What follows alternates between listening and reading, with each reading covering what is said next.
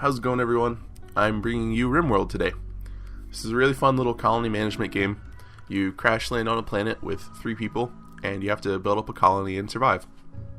So we're going to go ahead and get started. This is going to be like a tutorial sort of in the beginning, or not necessarily a tutorial because I'm not super amazing at the game, but it'll show you the basics of what you should do. And later on it's going to be sort of a let's play, and I'm just going to keep playing until the colony falls. Or maybe we escape off the planet, who knows. So let's create our world here. This is how you're going to start your game. And I put in the seed Midnight Snack Let's Play. You can put in whatever seed you want. You can put in random numbers and letters, whatever. The size I'm going to leave the same because it's going to be a pretty large world, you'll see in a second. And I'm going to go ahead and click Generate. So this is the planet that we have to play on. You can see it's named Psalm 11. And whenever we're playing, we pick a single tile on this world, and that would be where the area that we live in. You can't roam around. It's not going to be like an open world where I can maybe spawn in the desert and migrate north for the summer or something like that, so it's a little cooler. So that's something to keep in mind. Maybe the world that you made, it doesn't have, like this one barely has any jungle. Maybe you didn't get any in jungle and you wanted to play in a jungle. Just try to make a new seed. So we're going to click Save and Finish, and now we make our colony. So new colony. The AI, the way it works in this game is it kind of sees how you're doing and sends you something a little bit tougher, reevaluates how you're doing, and then just keeps progressing from there. Cassandra Classic is just the sort of standard. She has a more curvy difficulty where it starts off pretty easy and then ramps up. Phoebe Base Builder, I would say, is more of a slope than a curve. She just kind of, it's like a slightly easier version of Cassandra in my opinion. And then Randy Random, he does whatever the hell he feels like. He could send you a wave of like 30 tribals attacking your base, or a rabid squirrel, or maybe drop some food nearby.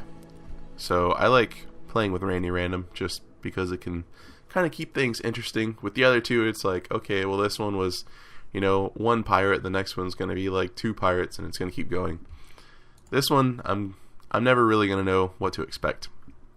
So now we have the actual difficulty scale, I guess. Challenge is sort of a default or standard. It's 100% difficulty. So say 10 tribals were going to attack your base, you would get all 10 of them. But say those 10 tribals were going to attack you on casual. Casual's 30% as large for threats, so you'd only get 3 of the 10. So I'm actually going to play on rough because I want the colony to live for a little while. At least until I show off most of the features of the game. So we're going to go ahead and click next. And this is the world we just created, so we're going to select this to use. And now we get to pick where we're going to spawn on this world. There are different things to keep in mind depending on how you want to play and what sort of challenge you want. We have the tundra up here. It's very cold, as you can imagine. Very short growing period, so you need to research tech like hydroponics so you can grow things indoors as quick as possible. That way you don't run out of food, and you're probably going to have to do a lot of hunting, and I would imagine a good amount of trading. Trying to keep your people warm, get them winter clothing and stuff, because they don't spawn with winter clothing. So next we have the boreal forests. Those are a little bit of an in-between between the tundra and the temperate forests. They have a longer growing period, they're not as chilly. And we have the temperate forests, which are sort of just a standard forest. It's got a decent growing period. This used to be the only biome you could spawn in the game, so I'm not going to be playing in one just because I've played in one a lot. We have the desert, which we're going to be playing in a desert because I've never actually played in a desert. So you can see here they're pretty warm, or they can get pretty warm in the summer, but they can also get pretty cool in the winter. Average temperature of 61 means we're probably going to need some heaters and maybe a coat or two. Decent growing period though. Hopefully we have farmable soil because it is a desert. If not, then we may be screwed. Then we have the arid shrublands. I've never played in these either. They look like they're a little bit warmer on average than the desert. Year-round growing period's pretty nice. And the jungle, year-round in most places as well. I believe actually in all places. I've found like this right here. If you see right here, this is the desert. But these two little squares are tundra. So kind of make sure you look at where you're going, so you don't accidentally like, oh, I'm gonna play in the desert, and then you spawn and it's, why is it snowing? So just kind of be aware that the little tiles can be kind of hard to see unless you zoom in really close. Now you also may have noticed these little red splotches. These are different enemy factions, pirates. So we have the Fearful Gang and the Anti-Love Team and the Assassins. These are pirates on our world that will come attack us.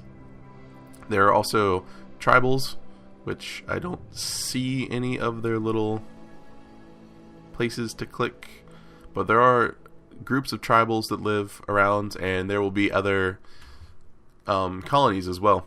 And the colonies will visit you from time to time, and there's a very basic sort of diplomacy system in the game where you can bribe them. Pretty much, you gift them money and they get happier. So yeah, you bribe them. We'll get to that later on in the game though. I think for now we're gonna pick someplace in the desert to spawn with maybe lots of different types of rocks. That way we have choices as to what we want to build with. Slate, marble, and limestone. That sounds pretty good. We have large hills. We can grow year round. Average temperature of 74. So that's going to be our spawn. Here are the coordinates if you want to play in that same exact tile. Now we're going to click advanced, and I usually don't mess with this. This is just the map size.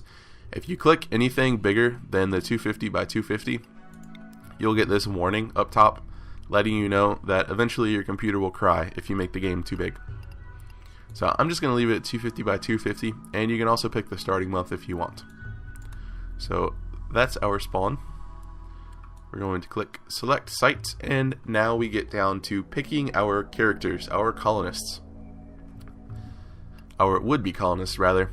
So this sort of light backstory of the game is you're on a ship exploring the RimWorlds, which are the outer worlds, and something happens. 3 people make it to an escape pod, crash land in the same vicinity, and those are your colonists. So you can see here you get 3 of them, and they're all randomly generated with their own names, and they have backstories that actually change their stats, and they get little traits and stuff like that. So you can't directly pick, like I can't change his growing if I wanted to lower his growing. It doesn't work like that. Or if I want to like increase his melee. They only get randomized stats, but you can sit here and click randomize until the world ends, basically, until you get that perfect character that you want. So if you're starting off, I would recommend doing something like that. That way you have a good balance of everything. We'll go over the skills real quick. So construction is just building. Growing is going to be used for growing your plants. Research is going to be how quick they can research your different techs. Mining is mining. Shooting is going to be their efficiency with guns. Melee is efficiency with melee weapons. Social is going to be used for things like talking to prisoners to try to convince them to come to your side.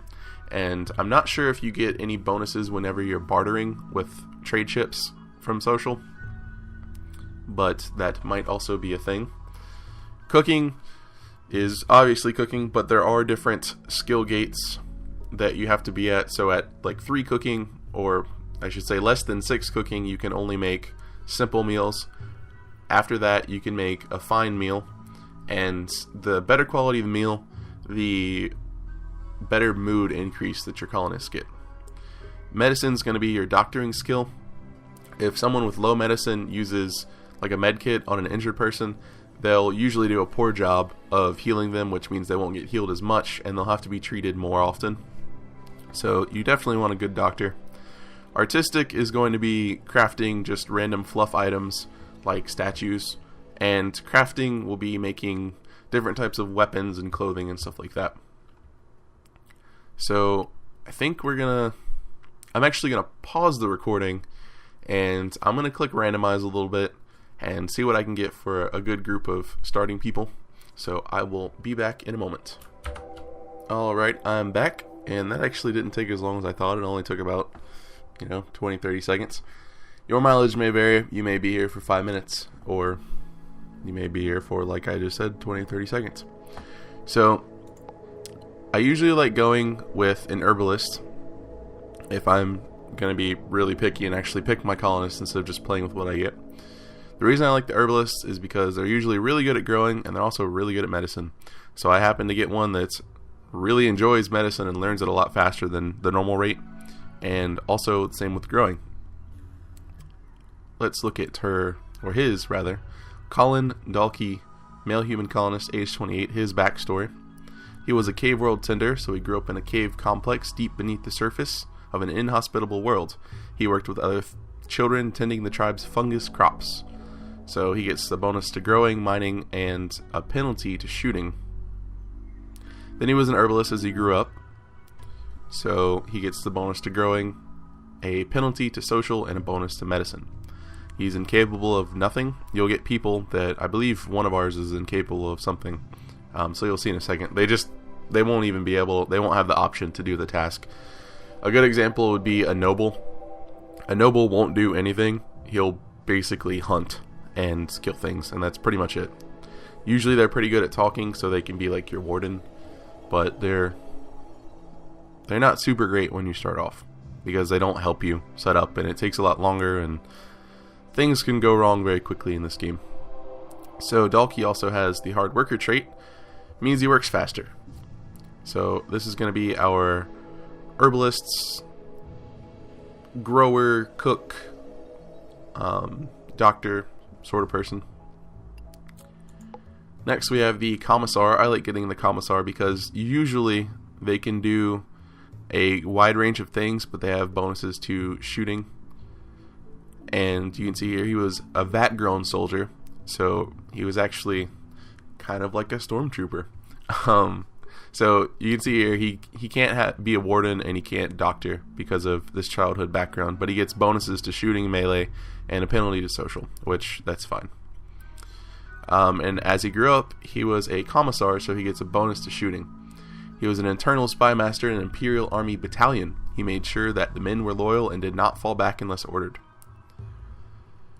Next we have incapable of social and caring. And that's, I believe, because of his vat-grown soldier. I don't think it's in addition to. Caring is, in addition to doctoring, they won't bring sick people food.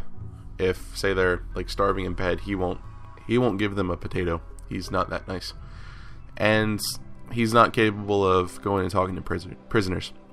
His trait is neurotic, so he works faster, but his mental break threshold is a little bit higher than normal. And we'll talk about that once we get in game. So that is John Lawrence, our 58-year-old commissar. Next we have Andy, the engineer. And as you can see here, his skills, he's pretty good at everything. What these little fire symbols mean is if you look at something like artistic, his passion, he's not passionate about it. So he learns it at a rate of 0.3. But this first fire symbol means he's interested, so he learns it at a rate of 1. If you go over here to Dalkey, something like medicine, he's really, really passionate about it, so he learns it even faster. And these skills will increase over time as they do the correlating tasks. But let's talk about Andy Brown, our 48-year-old engineer. He was an amateur engineer as a child, so he gets lots of nice bonuses, but he can't clean and he can't work with plants or farms, which is fine because we have Dalkey. And as he grew up, he was an aerospace engineer, so he gets even more bonuses and the same penalties. So it's, that works out really, really well. I really lucked out with this guy.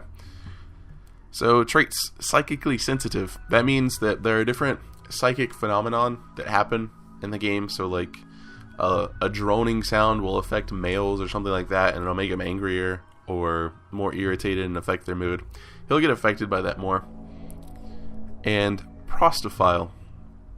He feels limited in his feeble human body. He often dreams of going bionic.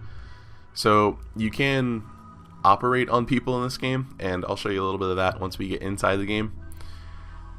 You know what, Andy? I think we might try. That's going to be one of our stretch goals for this colony. We're going to make you a bionic. We're going to replace all your stuff with bionics. So these are our 3 heroes: Dalkey, the herbalist; Lawrence, the commissar; and Andy, the engineer. Now I'm going to pause the recording, let the game load in, and once it does, I will bring you right back. Alright, we're back, and as you can see here, we are on the planet. Well, almost. The 3 of you awake in your crypto-sleep sarcophagi to the sound of sirens and ripping metal. You barely get to the escape pods before the ship is torn apart. Sometime later, you land on this unknown RimWorld. As pieces of the shredded starship fall around you, you start making plans to survive.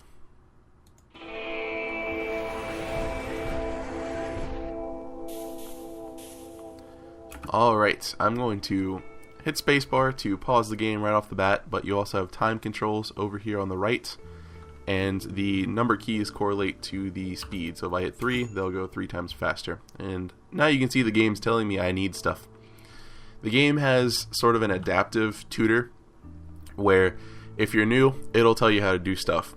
And as you play, if you do stuff quicker than it thinks to tell you about it, then it won't tell you about it. So say I just play for a little while and I don't build anything, the game will say, hey, you need to do this. So right off the bat, we can get some information about our surroundings. We can see it's 59 outside, so that's a little cold. Clear weather, this is the date that we're starting on. And we have the little advice tip tutorial sort of things from the AI. Let's go ahead and zoom out, sort of get a lay of the land. Already I can tell you that I'm going to be building somewhere up here because it looks like it has the largest area of farmable land. Later on, once you get hydroponics, it's not that big of a deal because you can build those inside. Now, this area doesn't look super defensible. You might be seeing some of these buildings around. These are just ancient structures, but like this one, for instance, actually has caskets inside. These are crypto sleep caskets, so cryo chambers, and you can actually go and interact with them and open them up.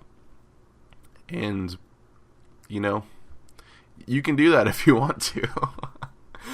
I would recommend, if you're going to do it, wait until you're very well armed and have a lot of people, like at least more than the number of people in the caskets, or the number of caskets themselves, just in case. Because you never know what's inside. So we do have quite a few pre-made structures, and we have a good amount of different rocks that we can use to build from once we get our stone cutting tech, which I think I'm actually going to go for pretty early on because I'd like making something out of stone instead of the normal wood and metal. I think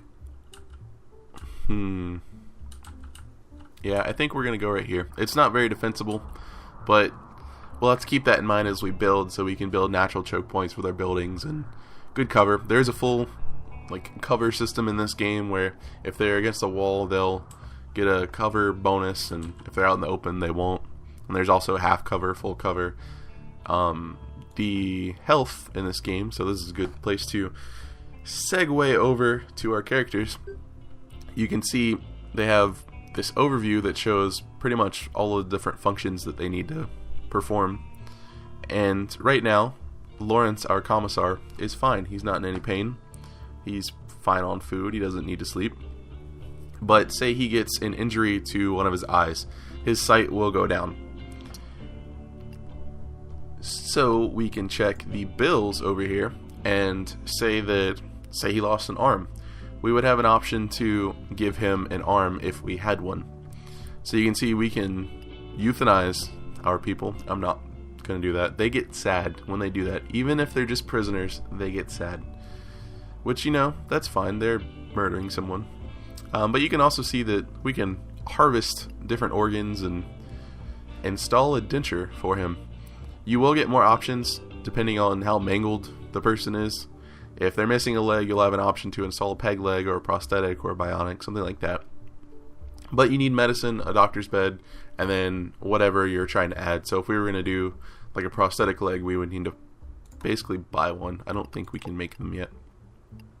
So that's the health tab, and the combat works in the same way to where they don't have an HP pool. They have limbs that have their own damage thresholds. So a character can live with like a brain injury or without arms or something like, well, actually I'm not sure about if they're missing both arms. I don't know if someone will feed them or not. I've never had that happen. Let's hopefully not have that happen. Next we have our character tab, and this is just an overview of what we saw earlier. And gear, this will show everything they're wearing. And I believe you can lock doors in this game, so this key will let them get through. And now we have thoughts. So this game has a mood/psychology system where if this little yellow line, if this blue bar gets below that yellow line, they're more likely to freak out and either abandon your colony outright or start attacking your own people. So you got to keep a close eye on things like this. Having nice meals will give them a boost. Having their own bedroom, they don't like sharing bedrooms, but having their own spacious room, if it's too small they'll get grumpy. I think that's a little, that's a little much considering they just crash landed on a desert, or in a desert rather, and they're whining about sharing a bedroom. They should be thankful to be alive. Social also plays a role in this. As they're working, they'll talk to each other, and if people fight, if they fight, that'll give them a little bad negative moodlet. So all of our characters have that, and now we have this little draft button down here. It's R to toggle, and what this will do is make it so you can give them orders. Just undrafted, by default, they run around. You'll lay out stuff for them to do, and they'll do it in the order that you can lay out in your overview. But when you draft them, they won't do anything. They will stand there until you tell them to do something. So it's really great for combat. It's even good for, say you don't want someone to fight. You can draft them and go put them somewhere in the back. That way you know that they won't say, oh hey, there's a rock out here that I need to move, and then they'll walk out through the middle of a firefight to pick up a rock and get shot. So even draft people that aren't going to fight. That way they're not in harm's way. So speaking of the overview, we have over here the overview of the colony. Now this is the work priority system. I'm going to just leave it alone for now. But this is, the things on the left are the highest priority and the things on the right are the lowest priority. You can toggle manual to where it's a scale of 1 to 4, 1 being the highest, 4 being the lowest priority. So if something like this is not something you want, or say once you get more people, you want maybe one of them to focus on crafting more than construction or something like that, that's just an example, then you can go into manual and toggle it yourself. But just for starting out, these are perfectly fine, and you'll do well. So next we have factions. These are all the factions we know of. We can see right here we have an Outlander town, Struggles Desert. They're actually, they're fine with us. And we have 3 pirate bands that are super hostile, and the tribes, Tonabilla, they're not happy with us either. So these are going to be the groups that are going to attack us, and maybe we'll have some nice visitors from Struggles Desert, hopefully while we're being attacked by one of the pirates or tribes. That way they can die first. I'm such a nice guy. Next we have an overview of our world, and it shows this little yellow area down here at the bottom. That's where we spawned, and it shows the different pirates, where they are, such like that. History is nothing. We don't have a history because we just got here. And statistics, just how much your colony's worth, things like that. It shows your difficulty and such. Now, I was looking to see if there was a way to find the seed for your world, but I don't know if there is. Does that do anything? Nope. Alright. Did I miss it? No. For some reason I thought there was a way to find your seed for the world once you're in, but I guess there's not. But you can at least show people where they're playing, and if you're playing along with the same world seed that I showed in the beginning part of this video, you know, you can have a completely different story even if you spawn in the same tile. This game goes horribly wrong or very well, depending on how you play. So we're not ready to get started yet. I know this is a lot of talking and not a lot of anything else. But you can see all these items on the grounds have an X on them.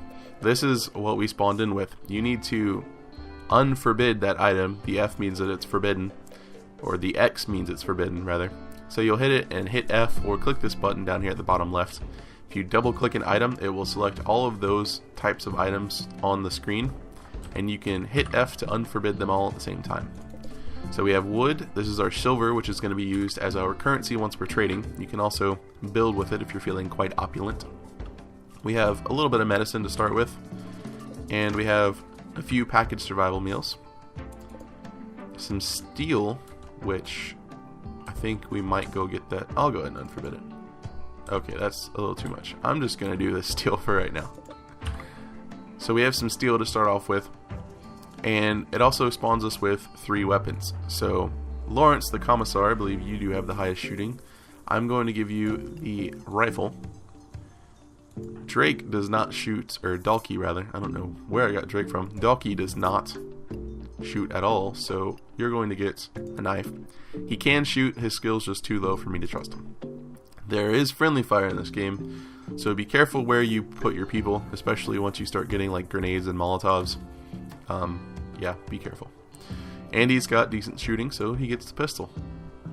And now we need to set up some stockpiles, because nothing is counted as you owning it unless it's in a stockpile. So even though we just landed with all this stuff, we don't own any of this stuff. So we need to make a stockpile. So we're going to click our architect in the bottom left, click zone, and pick a stockpile. Now, I'm going to build probably in this area right here because it's pretty close. So I'm going to go ahead and drop a stockpile. Just click and drag right here. That's just going to be a temporary stockpile to just put stuff in while we get started. We're also going to want a dumping stockpile to put our trash, like these rocks and the metal slag that we don't need. So for now, we're probably not going to need that big a one. I'm just going to put one over here. And that's also going to accept corpses.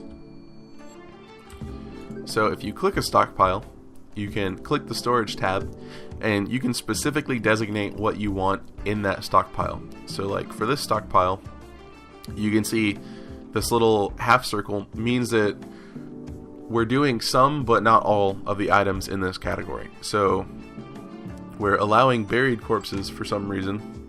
I just don't want any corpses, so I'm going to click it, and it's going to be an X. Chunks are the stone chunks like these right here and this slag metal. So I don't want any of that. That's junk for me right now until later on in the game. And everything else, it's fine. I don't want anything rotten. And the priority system is, I think that should be self-explanatory. It's like, say I have another stockpile right next to it, and I pick one as, say, preferred over the other one, then they will fill that one on the left up first. The preferred one, they'll fill that up first versus the one on the right. It's also good for if you want to move things. So say this one right here, it can do everything right now. But say I get my kitchen set up and I build a stockpile for food, and I'll put that one as something like critical, they'll actually move supplies out of the other stockpile into the new one to make sure that one's full. So it's also handy to move things around. And you can hide things if you're tired of looking at these little colored overlays. You can hide the stockpile and it won't show up, and you can remember. It shows you, it's kind of hard to see, but in the bottom left it says stockpile 1 when you mouse over it, and if you click it, then it'll pull up the area, and you can rename them and stuff too. If you want to resize, one thing I like about this game is you can resize without deleting your whole stockpile. So you go to delete zones, and you would just click and drag, and it would delete that little section. You can do the same with adding onto the stockpile. So if you click and drag inside the stockpile to outside the stockpile, it will increase the size of that stockpile. And you can also give it some funky shapes if you wish. I do not wish. So that's going to be our little stockpile setup. I'm actually going to show that for the time being. And here we have our dumping stockpile that's just going to accept rotten stuff and corpses and all the different chunks that I tell them to clean up. So I think it's time for us to get started. We can see it's like midnight. So I think I'm going to go ahead and see if they can grow stuff in this area, build up some sleeping spots for them, and a campfire once they get the wood settled up. So we're going to go to our furniture tab, sleeping spots, and these sleeping spots won't really make them that happy. Q and E to rotate, and I'm just going to put it, I think, like right here. Holding shift will let you build another one. So I'm going to put another one probably here and another one here for now. And I believe there's a campfire somewhere. For some reason, I want to say there's a campfire, but I just can't find it, so maybe there isn't a campfire. We'll come back to that later. Maybe it's another game I'm thinking of. If so, I apologize. So that's going to be where they're going to sleep for the time being. They'll huddle up for warmth. Not really, but... Alright, let's get them. We're going to unpause the game, just put it on ×1 speed. See there, already moving stuff around, getting stuff going in the stockpiles. Everyone can haul, so that's nice. And as you can see, up in the top left, we're getting our different supplies added into the stockpile. There is a button over here that you can click where my mouse is towards the bottom right. Toggle categorized mode on the resource loadout. So this is showing that we have 20 food, 18 manufactured things, and 818 raw resources. And if you click each one, it will bring a drop down to show you the different things. I usually just like having it set to where I can see everything, at least until I start getting a lot of things. That list will grow and go about halfway down the screen depending on what you have. Alright, so they're moving stuff. I want to set up some growing areas. So can we grow here? This is gonna be the moment of truth. We should be able to grow here, and it looks like we can. So I'm gonna set up some potato farms for them to use right here. Actually, I'm going to do the one potato farm, and I'll have a little strawberry patch. So if you click the farm and click growing, you can choose what to plant in it.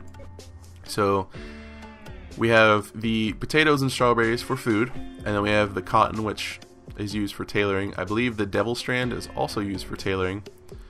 The xeragum is used as an herbal type medicine. It's not as effective as medicine, and it can't be used for surgeries and operations. It can't be used for that. We can also grow flowers if we so choose to beautify up our desert, and then we can pick the different trees to grow. So I think for right now that's going to be our strawberry patch, and this is going to be our little potato farm. I'm going to hide them because I don't want to look at them. Now if you were playing not in the desert, I would say now would be a time to start chopping down trees. So let's click orders, click chop wood, and see about getting some of these cactuses. Cacti.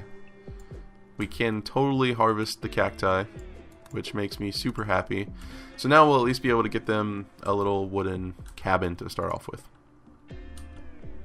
And we do actually have silver nearby, which will be great for trading, and steel, which is not that nearby, but it's close enough that I'm pretty happy with it. It looks like we have more silver over here, so we'll probably be able to do a good amount of trading. So we're going to get Dalkey growing the food, planting all of the plants. People are going to chop down stuff. I'm going to increase it ×2 speed so things go a little bit quicker. Now, we can also harvest plants nearby for food.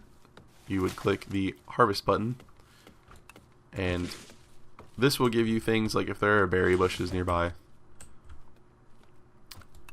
Food does spoil, so I'm just kind of doing this to show as an example, but food will spoil.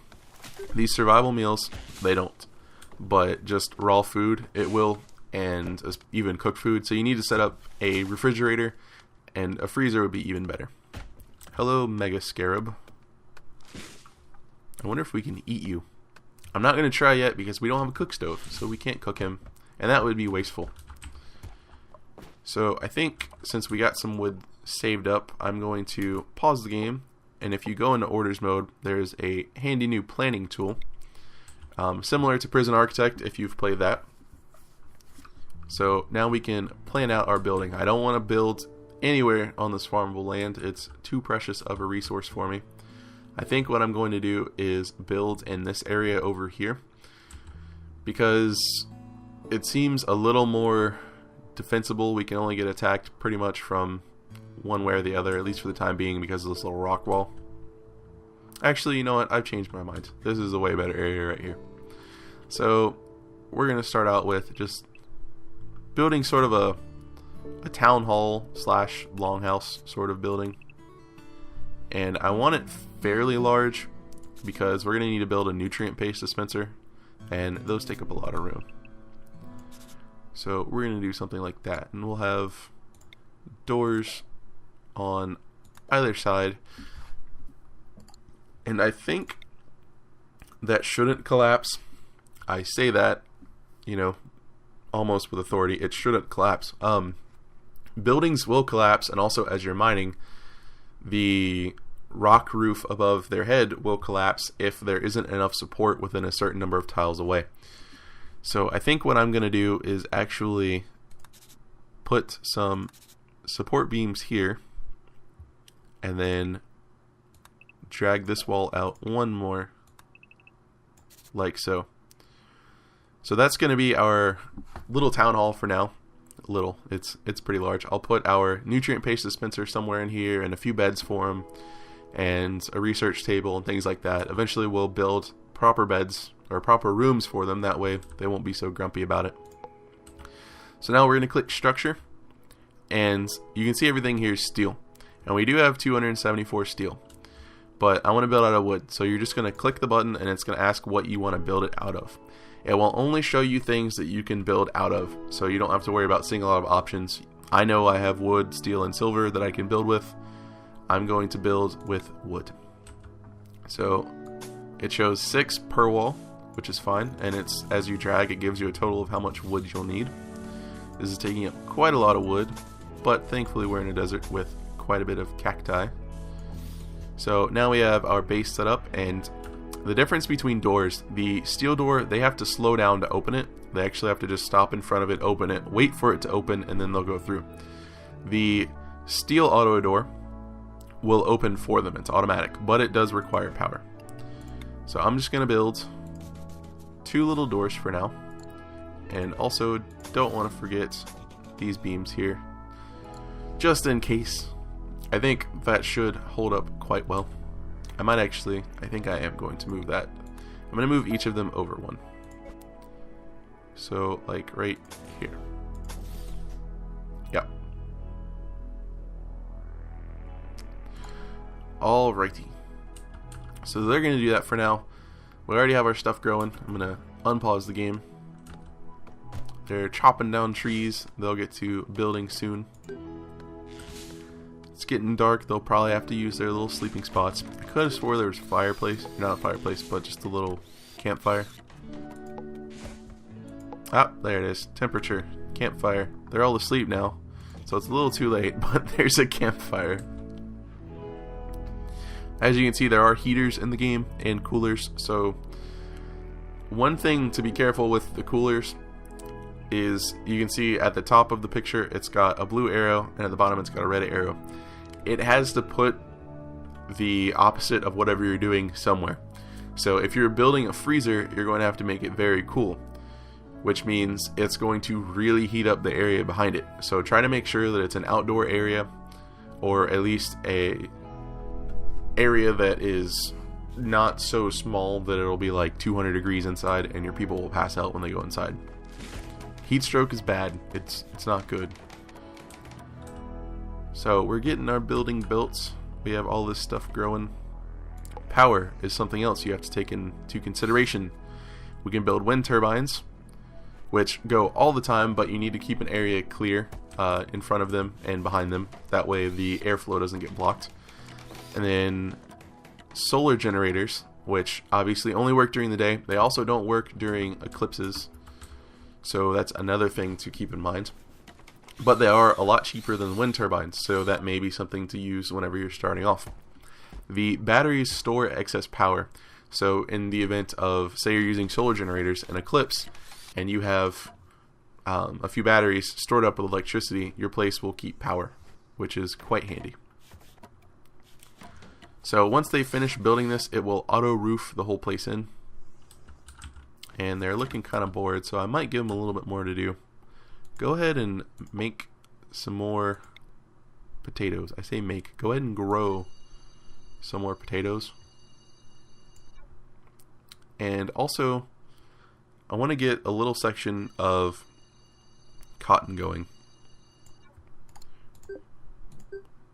That way eventually we'll have a decent stockpile for either trading or most likely making coats out of, or making coats and then trading said coats. So we're going to have that be cotton, then we have strawberries, potatoes, and more potatoes. Eventually I will do the zero gum just to help with minor injuries and such, but for now that's fine. Some other things that we can build right off the bat. We have there's security. Sandbags, they will provide cover. They are slow to move over, so keep that in mind. And a steel turret will fire a burst of enemies. I'll click it here. You can see this is its radius of fire. Anything that comes into this area will get fired at if it is hostile. So you don't have to worry about it randomly shooting travelers that are just trying to visit you. They do consume a quite large amount of power, so that's something to keep in mind. Maybe if you're struggling for power in the beginning, turn them off, and then you can turn them on later on, or as people attack you. I'm looking for wood right now, so we can build the rest of this building. I would like to get some floors on it. And I think I will probably grow some trees. Can I grow trees in this area? I'm just curious. I'm not actually going to do it. Nope. I can there. I don't want anything there. Don't do anything there. Alright, so I guess I'm going to set up some place for trees nearby, a little grove, if you will. That way we can at least have a decent amount of wood. So you are going to be... Now the different trees, I'm not 100% sure on the difference other than the way the tree looks graphically and the growing period. I believe things like the poplar tree grow pretty quick, but something like an oak tree will take a really long time. I believe you get more wood because it takes longer to grow. We're going to go with that tree, the Cecropia tree. I don't know what it looks like.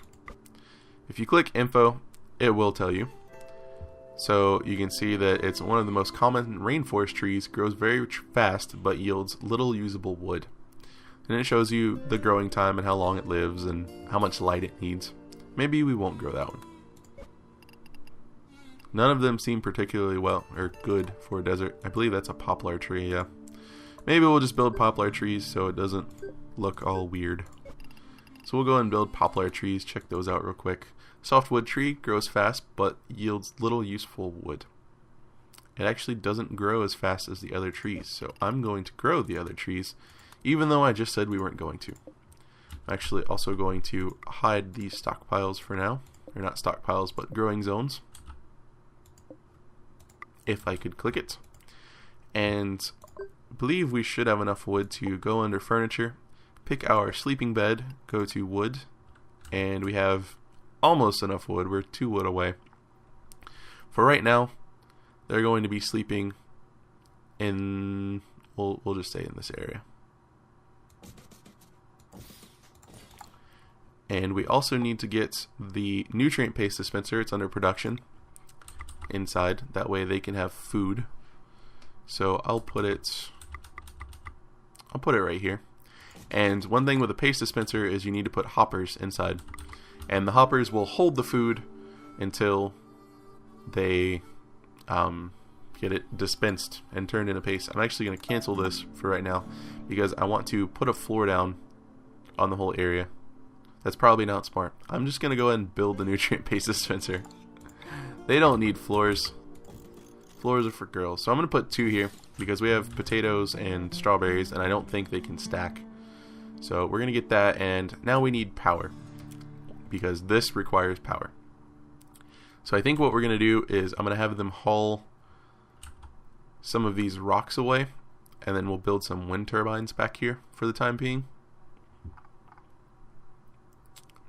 Trying to plan out in my head just a little where we're going to build. I was planning on expanding south a little bit, but I think it would be better to expand north and just take over this whole region and surround our farmland.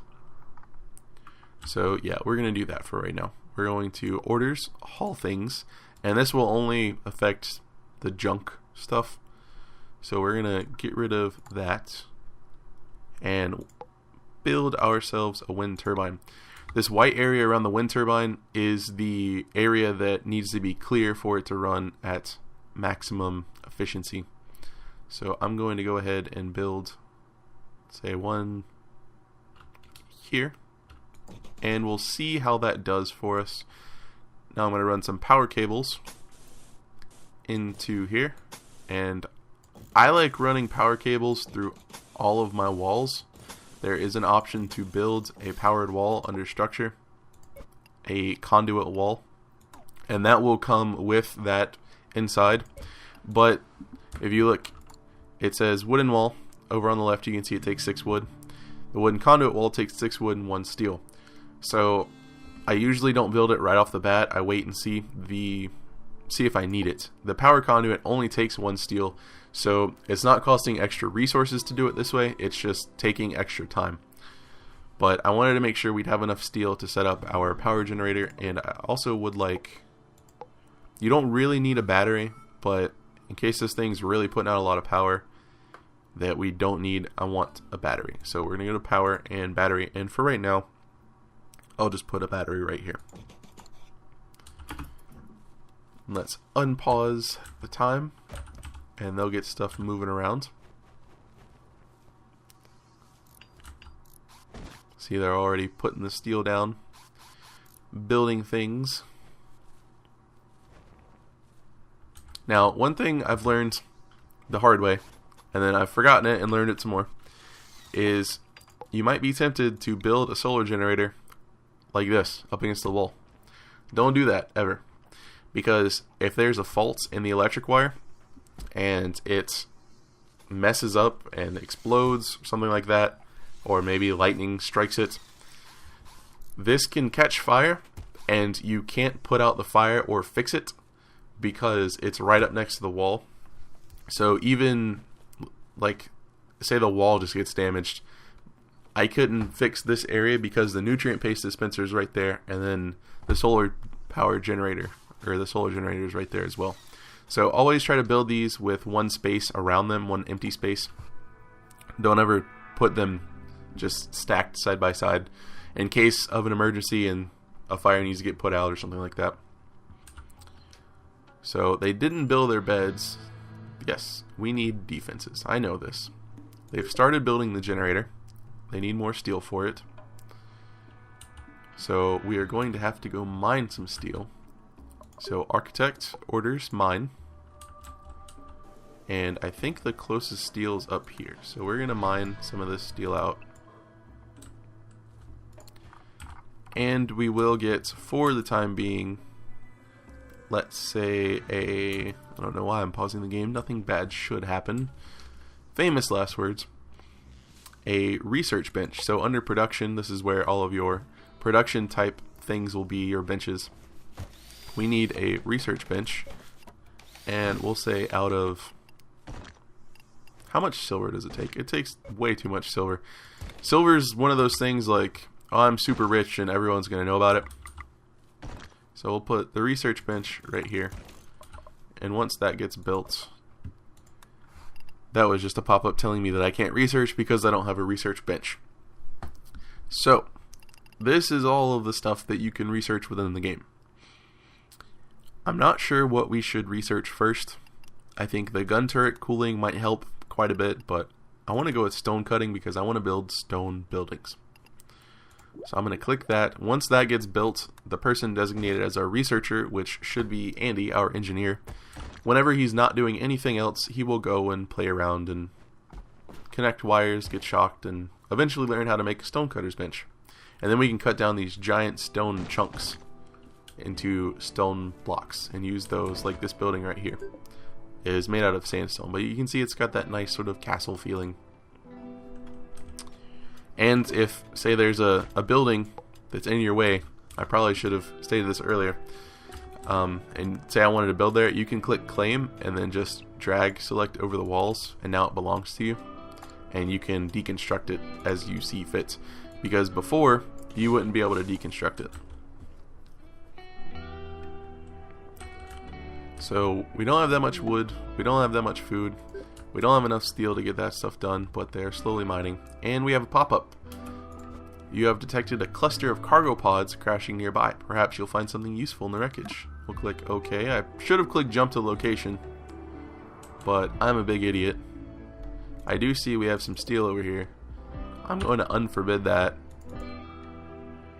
and unforbid that silver, that way they go pick it up.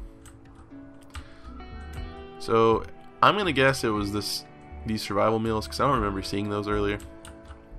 I could be wrong. There's a nice chunk of stuff over here. Maybe it was this stuff over here. Yeah, I definitely should have clicked jump to location. That was my mistake. So let's click our health, make sure they're doing okay. None of them are cold, so that's good. You can see it's 49 outside. I don't know why. Oh, I know why they're sleeping in those. It's because we didn't delete them. The beds, you can set specific owners for them. For right now, these beds are vacant because they have sleeping spots that were already tied to them, so I'm going to just deconstruct them. Andy, anytime, buddy. Thank you. So now they'll use the beds appropriately.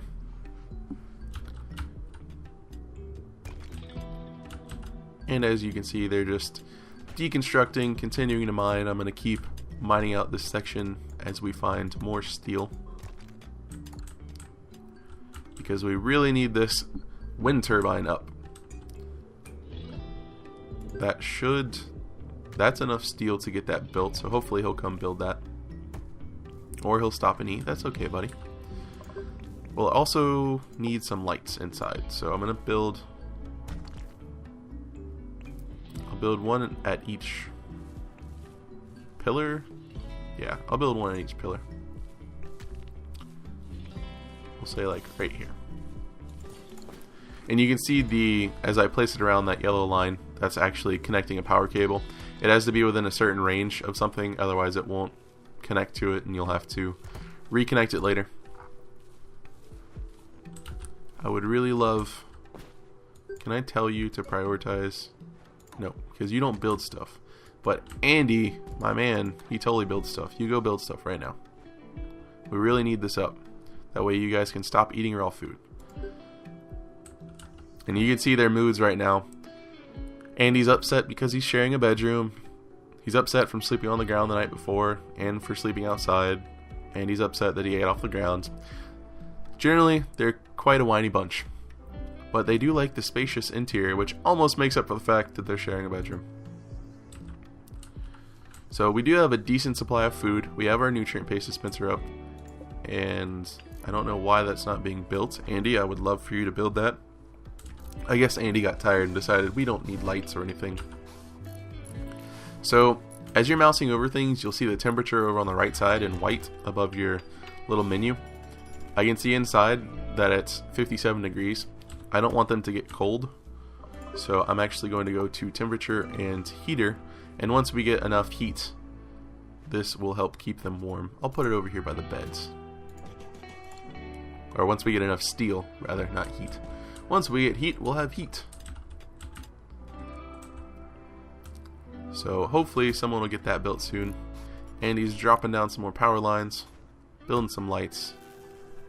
And you can see the wind turbine is outputting a little bit of extra power. This battery's slowly filling up. I don't know why it's only at 50% efficiency for the battery. But you can see wind turbine, a wind-powered electrical generator, requires a large clear space in front and behind for optimal airflow. And apparently it's flammable. That's never good. I think we're actually going to build another one of those.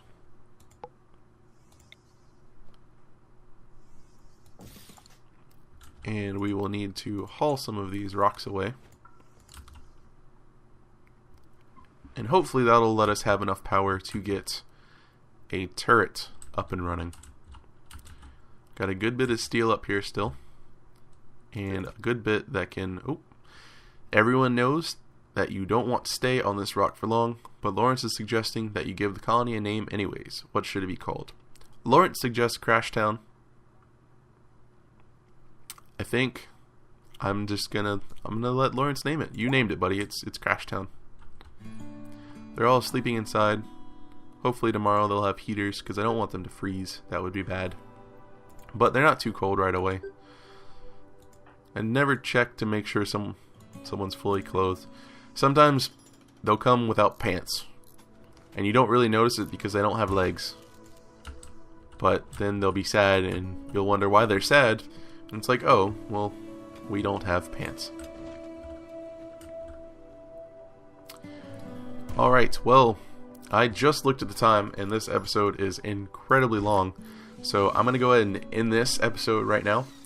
And we will come back pretty much exactly where we left off. So thanks for watching and have a good one.